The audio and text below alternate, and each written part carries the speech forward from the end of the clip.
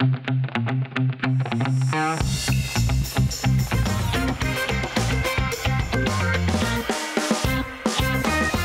à toutes et à tous, je suis très heureux de vous retrouver dans ce nouveau numéro du Buzz TV. Salut Sarah. Salut Damien. Allez, aujourd'hui nous recevons sur ce plateau un journaliste qui vulgarise l'histoire avec un tel enthousiasme qu'il suffit d'évoquer une vieille bâtisse du XIIe siècle pour qu'une lueur pétille dans son regard. Grâce à lui, les pierres parlent et le passé s'anime. Bonjour Franck Ferrand. Bonjour Damien, bonjour Sarah. Bienvenue Bonjour. sur ce plateau. Alors à partir du samedi 5 juillet, France Télévisions se mobilise à l'occasion de la 112e édition du Tour de France. C'est une compétition que les passionnés de cyclisme accueillent avec beaucoup d'appétit chaque année, mais pas uniquement. Les amoureux des beaux paysages, de notre terroir, de notre histoire passent des après-midi entières aussi devant les magnifiques images que nous offrent les caméras de France Télévisions. Et c'est justement vous qui nous offrez cette parenthèse patrimoniale, cette parenthèse historique entre les accélérations assassines de Tadej Pogačar et puis les murs chargés d'histoire du château de Gaillard. Qu'est-ce que vous préférez exactement, Franck Moi je préfère objectivement Château Gaillard, hein, je vous le dis franchement. Voilà. Mais de temps en temps, il faut admettre que le sport est la priorité et c'est comme ça, c'est la règle.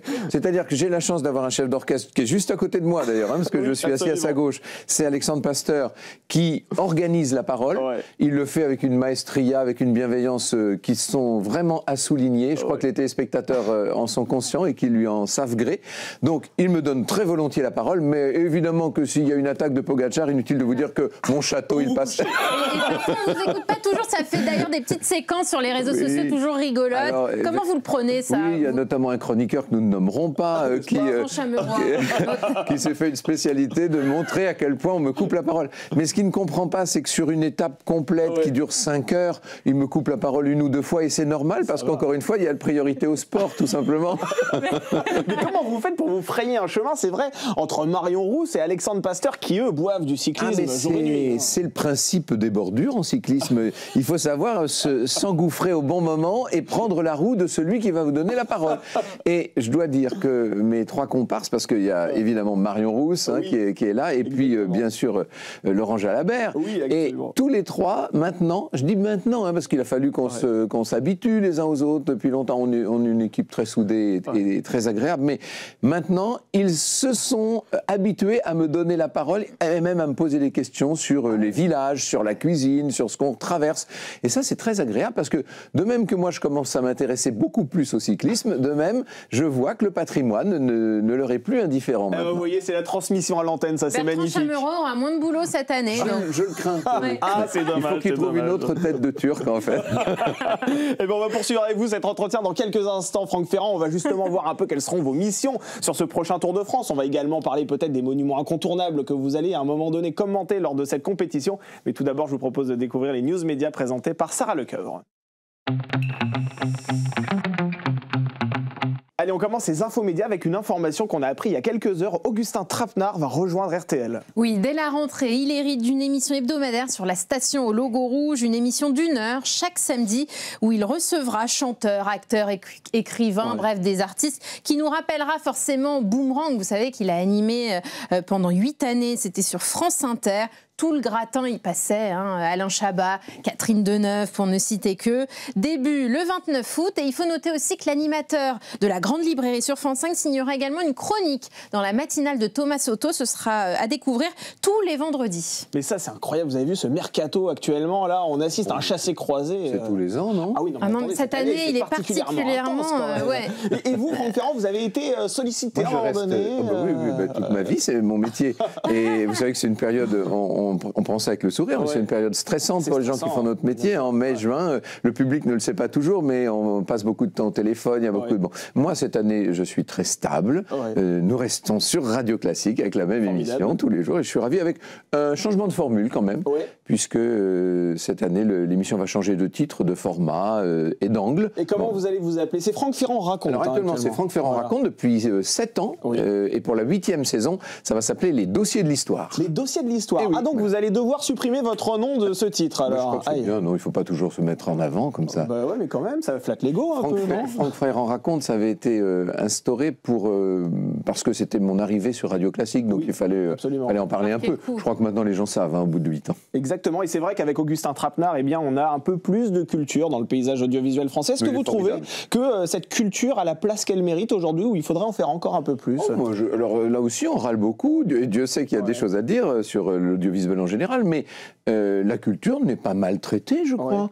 Si vous aimez la peinture, si vous aimez toutes les formes de musique, etc., vous trouvez quasiment toujours, surtout avec l'énorme quantité de chaînes qui existent, vous trouvez quelque chose. Non, moi je trouve que la culture est plutôt pas trop maltraitée. Surtout sur le service public, parce que sur les chaînes privées, c'est quand même un peu plus absent. J'enregistrais hier soir le Grand Échiquier, vous savez, qui est l'émission mythique de Jacques Chancel. D'ailleurs, on passe toujours à côté du château de Miramont quand on va, parce qu'on va à Lourdes cette année, comme très souvent. Pau, Lourdes, ce sont des étapes quasi incontournables dans les Pyrénées pour le Tour de France. Eh bien, au Grand Échiquier, vous avez un éventail d'expressions culturelles et artistiques stupéfiantes. Et je trouve que c'est pas mal quand même qu'on montre tout ça. Absolument, et ça s'est ouvert même à un plus grand public, le Grand Échiquier, ces derniers temps, en traitant des sujets un peu plus larges comme Dalida, etc.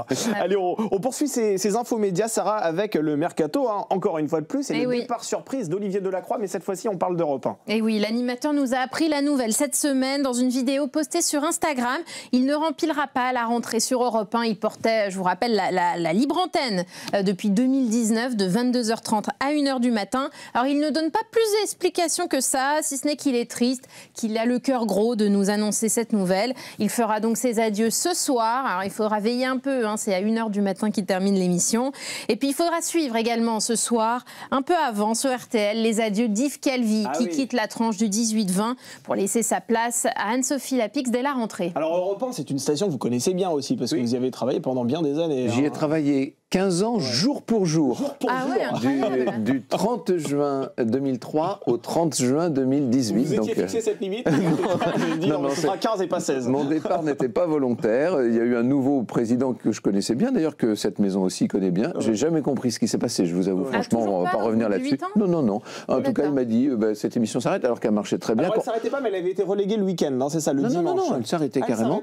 Et on venait d'avoir les lauriers de la radio en plus. C'est toujours un peu surprenant, mais il faut se méfier des prix et des décorations quand elles arrivent. Ça ne vous donne pas en totale d'immunité, la preuve, effectivement. Mais ça vous manque cette époque, parce que c'est vrai qu'elle était mythique cette émission. Oui, c'est vrai que cette émission, les gens continuent de me parler de ça. Je ne sais pas trop ce qui s'est passé. Si, je crois savoir, il y avait une équipe formidable. J'avais avec moi des gens incroyables, et c'est vrai que cette équipe était peut-être un petit peu étoffée pour la chaîne. À mon avis, il y a des histoires budgétaires là derrière, j'imagine. J'avais du monde autour de moi, c'est vrai, et ça créait une espèce d'émulation, de vitalité à l'antenne, qui fait que les gens ont un peu la nostalgie au cœur de l'histoire. Mais franchement, je crois que ce que je fais sur Radio Classique depuis 7 ans est au moins aussi bien. Moi, j'aurais tendance à dire même un peu mieux, mais vous savez, les gens trouvent que c'était toujours mieux avant. Oui, absolument, c'est vrai. Et vous écoutez toujours Au cœur de l'histoire, parce que ça vous a survécu ce programme, avec à sa tête Virginie Giraud. Oui, j'aime beaucoup Virginie, qui d'ailleurs fait partie de notre équipe à Historia, parce que maintenant je suis patron d'Historia. C'est quand même ma principale activité. C'est vrai. Et Virginie fait partie de l'équipe. Tous les mois, elle nous régale avec un mot extraordinaire. Je l'aime beaucoup, mais non, je n'écoute pas l'émission. Je ne trouve pas très utile d'écouter ce qu'on essaie de faire après vous. Je ne crois pas que ce soit bien, ça. Je ne dis pas que c'est pas bien de le faire, mais moi, je n'ai pas envie d'écouter. Vous n'avez pas envie d'être déçu ou d'être agréablement surpris? Voilà, les deux. Les deux, exactement. Et c'est vrai qu'aujourd'hui, Europe 1 a beaucoup bougé depuis 2018. Et on a reçu à votre place, il y a quelques jours, sur ce plateau, Bruno Solo, l'acteur qui nous indiquait qu'il n'avait pas envie d'aller faire de la promotion sur les médias du groupe Bolloré, que ce soit CNews, Europe 1. Qu'est-ce que vous pensez de ce type de position qu'on entend assez souvent aujourd'hui dans les médias? Je pense que notre pays est en train d'éclater sur un plan politique. Pendant très longtemps, vous pouviez avoir vos opinions, bien entendu. En ce qui me concerne, j'ai jamais caché les miennes. Et Bruno, qui est un ami, n'a jamais caché les siennes non plus. Bon, très bien, je trouve tout ça très bien. Et vous pouvez bien vous Mais ça n'empêchait pas d'aller partout et de parler à tout le monde. Maintenant, vous n'allez que dans certains endroits pour parler à une catégorie de la population. Ça, c'est dangereux. Ça m'ennuie. Et moi, alors je vous assure que je mets une énergie considérable à essayer, quand on veut bien m'offrir l'hospitalité, à essayer d'aller partout pour parler à tout le monde. Ça me paraît essentiel. Et de ce point de vue-là, France Télé est un exemple, et le Tour de France tout particulièrement, parce que le Tour de France, ça concerne tout le monde. Vous allez dans un dîner très chic à Paris, on vous parle du Tour de France, mais vous parlez avec des gens au supermarché, ils vous parlent aussi du Tour de France. Absolument. Ça concerne tout le monde, ça concerne toutes les opinions. C'est un élément de, comment dire, c'est fédérateur, ça unit les gens, ça les rassemble. Je trouve ça mieux que d'essayer de les séparer en disant je ne vais pas ici ou je ne vais pas là. Absolument, et on a besoin de ça. En ce moment, la 118e édition du Tour de France est justement sur France Télévisions. À partir de ce samedi, vous serez en partie aux commentaires, Franck Ferrand, et on en parle tout de suite dans l'interview du Buzz TV. C'est la 112e, voilà. Bah écoutez, ça peut arriver de se tromper dans les chiffres. Il y a eu des interruptions pendant les guerres. En fait. C'est bien gentil d'essayer de me rattraper, mais la vérité c'est que je me suis vautré lamentablement. Alors Franck Ferrand, donc je le répète, c'est la 112e édition, ce sera à partir de ce samedi 5 juillet, avec une première édition, enfin une première étape en tout cas qui va s'élancer depuis Lille. Alors c'est vrai que les routes... C'est pas une première étape, c'est le grand départ. Oui, c'est le grand départ. Mais ce qu'il faut dire, c'est que les 4 premières étapes ont lieu en Flandre et en Picardie. Exactement. Et ça me fait très plaisir. Parce que moi, c'est une région que j'aime de cœur. Vous allez me dire, je pourrais dire ça de... Oui, je suis né à Poitiers, j'ai vécu en Normandie, maintenant je suis en Auvergne, j'ai travaillé en Alsace, enfin bon, moi j'aime toutes les régions de France. C'est peut-être la raison de ma présence à cette place pendant le Tour de France. Je connais bien et j'aime bien toutes les régions de France. Mais... c'est vrai que je trouve que cette région-là a une poésie particulière. Chez les ch'tis, là-haut, il y a quelque chose. Moi, j'aime beaucoup y aller à chaque fois, j'ai des amis, enfin. Et je suis très heureux qu'on puisse s'attarder. 4 jours, on va tout voir, là. On va tout montrer. Et puis après, vous avez vu, on s'en va directement en Normandie, et quand même, Rouen, Caen, on va voir la tapisserie de Bayeux. Enfin, je ne vais pas vous faire tout le parcours, d'ailleurs, je suis en train de me rendre compte que je suis déjà parti. Mais ça y est, vous y êtes. La Normandie, on va être à Vire avec Michel Drucker. Bon. Et puis ensuite, on s'en va en Bretagne, on descend. Alors, il y a une étape qui va être formidable, ça doit être la 6e, ça, où on va passer quasiment sans transition de la Bretagne à la Touraine, aux abords de la Touraine. Ça, j'ai hâte de voir ça, parce que c'est beau aussi, les changements de paysage, d'atmosphère. C'est la variété du paysage français. Et puis après, vous avez vu, on s'en va dans le... Alors, on passe, entre parenthèses, dans un endroit qui, pour moi, est un chef-d'œuvre absolu. Je parlais de la tapisserie de Bayeux, enfin, la broderie de la Reine Mathilde, si on veut être plus précis, qui est un des grands trésors français. Mais il y a un autre grand trésor totalement méconnu qui s'appelle les Verrières de Champigny-sur-Veude, à côté de Richelieu. Et là, le Tour de France va passer au pied même de la chapelle. Là, c'est vraiment votre festival de Cannes, là, Franck Ferrand. C'est le festival de Cannes des beaux monuments, non? C'est pas mal, j'avoue que là, ça va être... Et puis, on peut parler de Montmartre, quand même, parce que c'est la grande nouveauté. Alors, quand on en sera à parler de Montmartre, ça voudra dire qu'on aura fini le tour, parce que ça, c'est... sur les genoux. J'aime bien parler de l'étape finale, qui est quand même le point culminant de ce Tour de France. C'est le seul moment où Sarah regarde le Tour de France, généralement. Parce que... Mais alors, c'est très vrai. Moi, c'est une étape très importante pour moi. Il y a une forte tension. C'est-à-dire que ce qui est étrange, c'est que tous mes copains, là, autour, la dernière étape, soyons honnêtes, ils sont en roue libre, comme les coureurs. Tout le monde s'en fout un peu de la dernière étape. C'est-à-dire que c'est une petite étape pas longue. C'est protocolaire, il n'y a plus de sport. Et la seule chose, c'est qu'ils sont en train de discuter entre eux, ça les amuse moins, et donc moi j'ai une place à l'antenne colossale. Et en plus, il y a un monument énorme toutes les 3 minutes à la dernière étape, puisqu'on est en région parisienne, donc il y a des châteaux, vous avez du boulot là. Et donc je n'arrête pas. C'est un peu mon one-man show du dernier jour. Et ce qui est pas mal, c'est que bizarrement, alors que c'est l'étape sportivement la moins forte, c'est celle qui a la plus grande audience, c'est vrai, et il y a beaucoup de gens devant la télé qui d'habitude ne s'intéressent pas au vélo et qui viennent regarder cette dernière étape. Donc c'est vrai qu'il ne faut pas la négliger. Et ça vous réjouit qu'elle passe par Montmartre, puisqu'on se souvient des images de l'an passé, au JO. C'est ça d'ailleurs. C'est pour cette raison que cette année le Tour passe par là. Pour tout vous dire, j'ai de temps en temps affaire dans ce quartier de rue Le Pic, et j'ai vu que là on vient d'installer toutes sortes d'aménagements urbains avec des grandes jardinières. Il y a des travaux en ce moment. Elle n'est pas praticable, la rue Le Pic. On peut imaginer que dans 3 semaines tout ça aura été libéré. Vous êtes optimiste? Oui, très optimiste. Vous êtes optimiste. Il y a une organisation autour de France, ça on peut peut-être en dire un mot. C'est un village qui se déplace, quoi. Enfin, c'est plus que ça, c'est une ville. 5000 personnes. C'est 5000 personnes, ce sont des centaines de véhicules qui se déplacent tous les jours, avec en plus des exigences très fortes en matière d'écologie, etc., parce qu'on ne peut pas saboter les endroits où on se passe. Donc c'est un travail colossal, c'est une organisation que vous pouvez même pas imaginer, des milliers de kilomètres de câbles.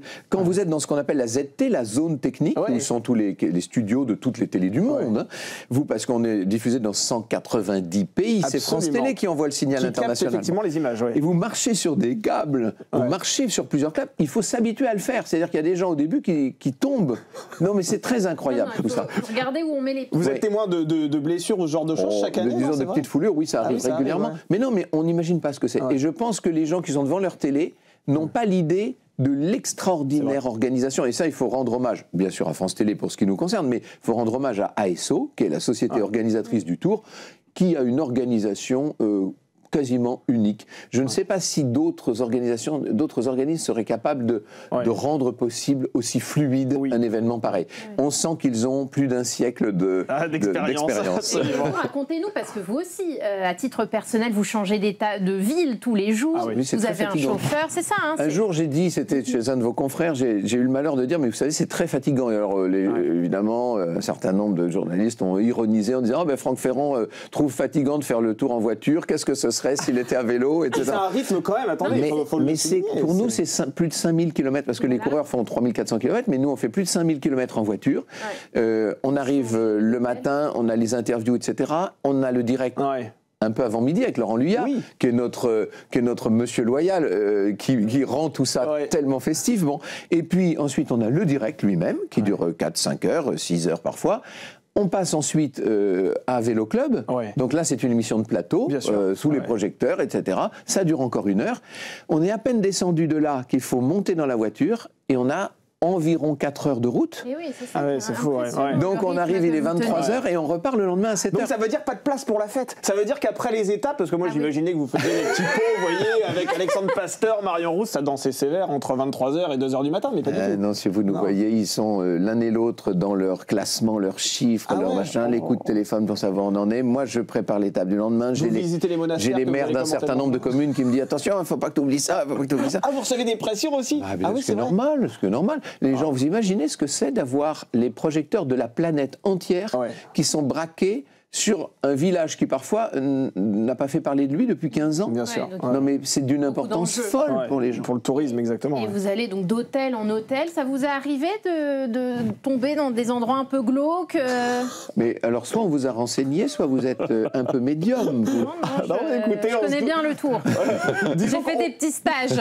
Et puis on sait que France Télévisions ne vous paye pas des hôtels 5 étoiles non plus. Alors, parfois, les communes, ça n'existe pas. Il n'y a pas d'hôtel pour loger tout le monde. Nous avons à France Télé deux consoeurs qui sont très efficaces, qui nous trouvent des hôtels globalement pas mal du tout. Globalement. Bon. Mais de temps en temps, je dirais 1 ou 2 fois par tour, on a des très bonnes surprises. On se dit, c'est génial ici. Le problème, c'est qu'on n'a pas le temps d'en profiter puisque on repart le lendemain matin de bonne heure. Bon.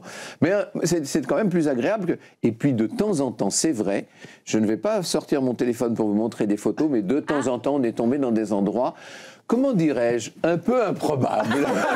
Mais qu'est-ce qui se cache derrière cet adjectif improbable? Avec le numéro de la chambre écrit au feutre sur la porte, avec la douche en parpaing qui n'a pas encore été carrelée.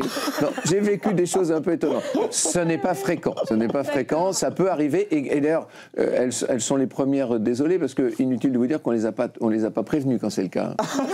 C'est incroyable. Oui, vous devez avoir pas mal d'anecdotes à raconter au dîner de Noël sur le Tour de France. Au bout de 9 Tours de France, ça finit par faire pas mal d'anecdotes. Vous pourriez ouvrir un guide des hôtels d'ailleurs, avec tous les hôtels dans lesquels vous allez. Alors c'est vrai aussi un mot encore sur les paysages que vous voyez en permanence. Quand on voit la beauté des monuments, la richesse du décor que vous nous proposez sur France Télévisions, et quand on aime l'histoire, par définition aussi, quand on a un petit peu un œil dans le rétroviseur, comme c'est votre cas forcément quand on aime l'histoire, est-ce qu'on est fatalement obligé de se dire que c'était mieux avant quelque part? Ah non, je ne dirais pas ça. Pas forcément. De ce point de vue-là, non. Moi je trouve quand même que, vous savez, le patrimoine souffre en France, vous savez. Il souffre pour plein de raisons. Je ne vais pas empiéter sur les plates-bandes de mon ami Stéphane Bern, mais il souffre parce qu'il y a d'abord un patrimoine religieux colossal, qui perd en partie de son utilité, en partie, et qui est à la charge des communes à cause de la loi, vous savez, de 1907. Bon, tout ça est un peu compliqué, mais ça fait vraiment une sorte de, comment dirais-je, de charge générale.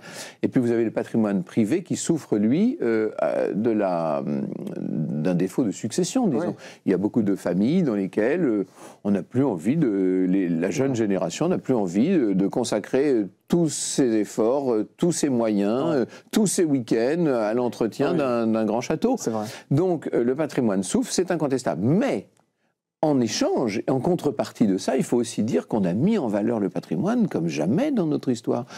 Nous avons une attention aux beaux monuments, aux sites extraordinaires qui est une attention tout à fait sans précédent.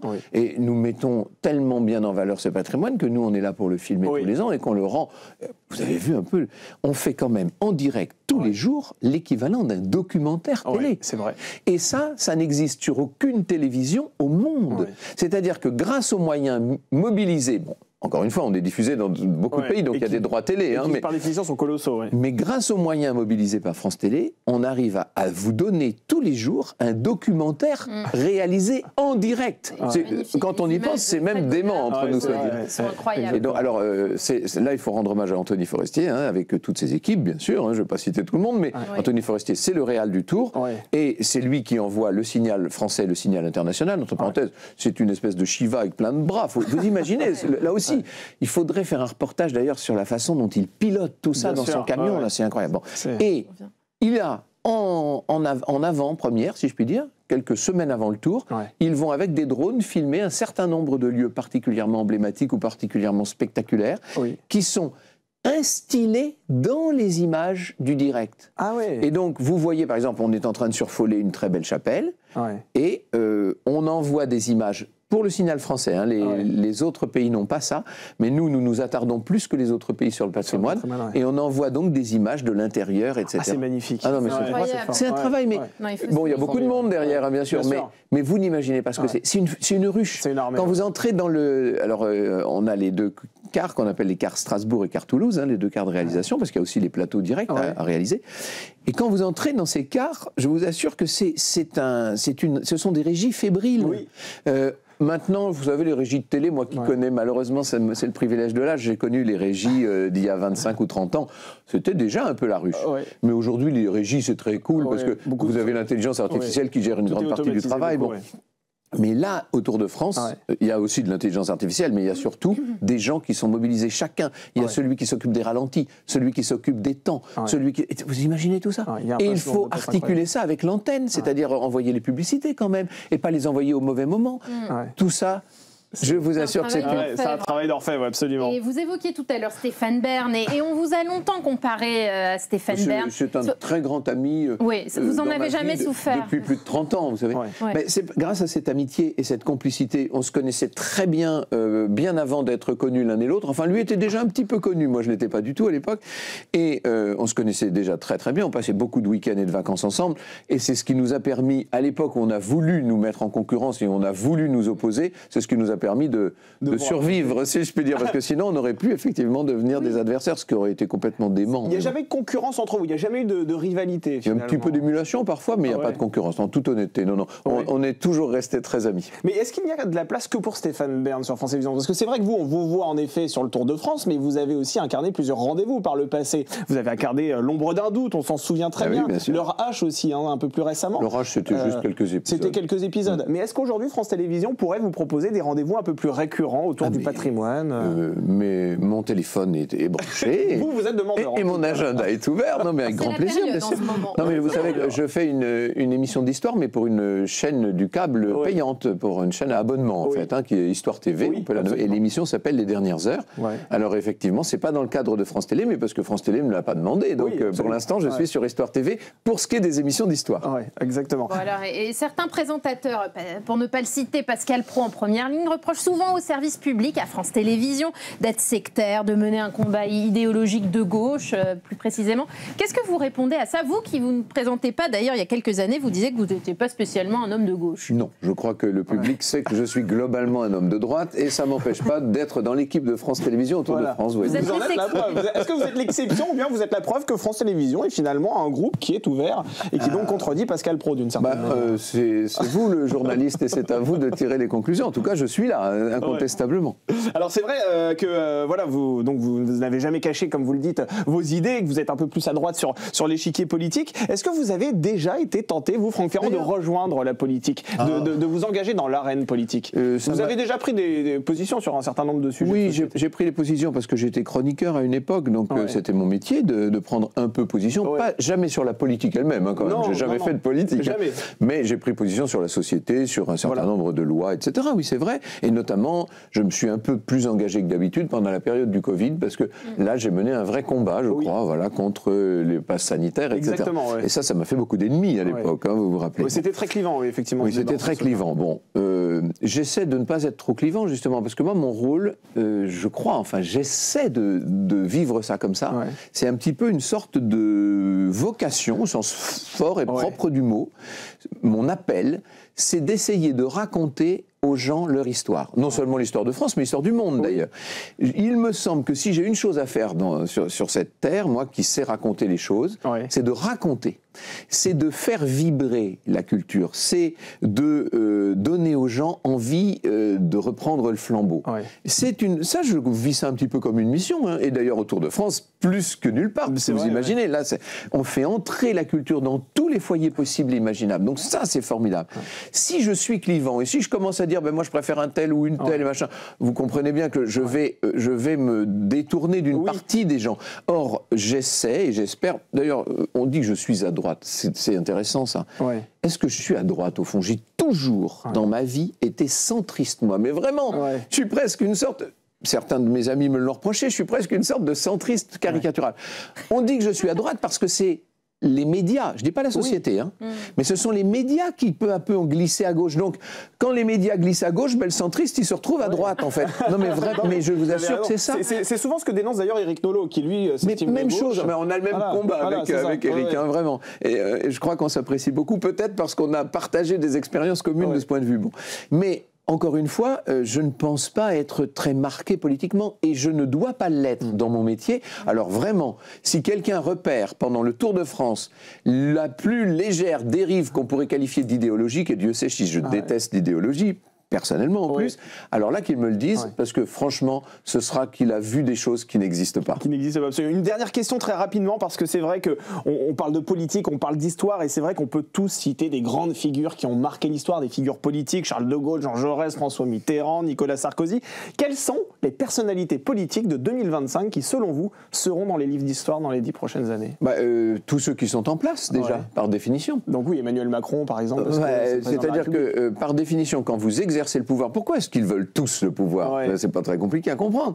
Parce que ça les fait entrer dans l'histoire. Dans l'histoire, Qu'est-ce que cherche l'être humain quand il écrit un livre? Qu'est-ce qu'il cherche lorsqu'il vit une grande histoire d'amour? Qu'est-ce qu'il cherche quand il essaie d'avoir des enfants, de leur transmettre un patrimoine? Il essaie de se survivre. Nous essayons tous, chacun à sa manière. Il me semble qu'il y a des manières plus nobles et plus philosophiques que d'autres de le faire. Mais nous essayons tous de dépasser la mort.